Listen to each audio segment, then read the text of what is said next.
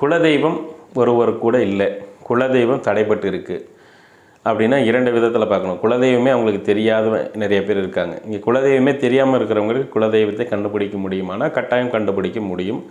குலதெய்வம் இல்லாத குடும்பத்திற்கு குலதெய்வத்தை உருவாக்கி கொள்ளவும் முடியும்.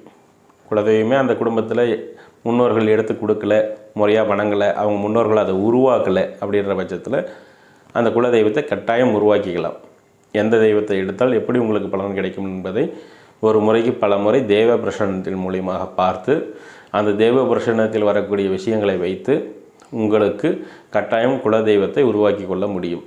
சரி, உங்களுடைய முன்னோர்கள் ஏதாவது ஒரு இடத்தில் முப்பாட்டனோ அதற்கு முன்னுள்ள தலைமுறையினரோ யாராவது ஒருவர் உங்களுடைய முன்னோர்களில் குலதெய்வம்னு ஒன்று வழிபாடு பண்ணிவிட்டு அதை ஏதாவது ஒரு காரணத்தினால விட்டுட்டு வேறு இடம் போயிருக்காங்கன்னு வச்சுக்கோங்க.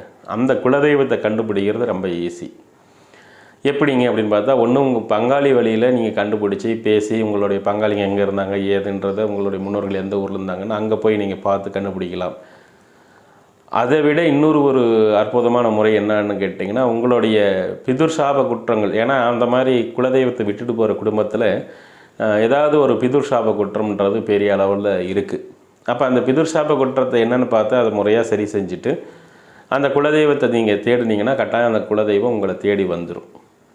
தெய்வம் பொறுத்தவரை என்றைக்கு நம்ம புள்ள நம்மளை தேடி வரும், நம்ம அவங்களுக்கு போய் நல்லது பண்ணலாம் அப்படின்னு தெய்வம் எதிர்பார்த்துக்கிட்டு தான் இருக்கும். அந்த தெய்வத்தை போய் நம்ம தொடர்ச்சியாக வழிபாடு பண்ண நம்ம புள்ள நம்மக்கிட்ட வருது, நம்ம அந்த பிள்ளைக்கு வேணுன்ற நல்லதை பண்ணணும்னு அந்த தெய்வம் நம்மளை தேடி வந்து ஒவ்வொரு முறையும் நமக்கு நல்லது பண்ணிட்டு போகும். இப்போ இங்கே எவ்வளவு தெய்வ வழிபாடு நீங்கள் செய்தாலும் அந்த தெய்வத்திற்குண்டான முழு பலன் கிடைக்க வேண்டும் என்றால் உங்களுக்கு அடிப்படையாக சொல்லக்கூடிய இந்த பிதுர் சாப குற்றங்கள், கிரக தோஷங்கள், எதிர்மறையான பாதிப்புகள் எதுவும் இருக்கக்கூடாது. இது போன்ற பாதிப்புகள் இருந்தால் கட்டாயம் குலதெய்வமானது தடைபடும், மற்ற தெய்வங்களும் தடைபடும்.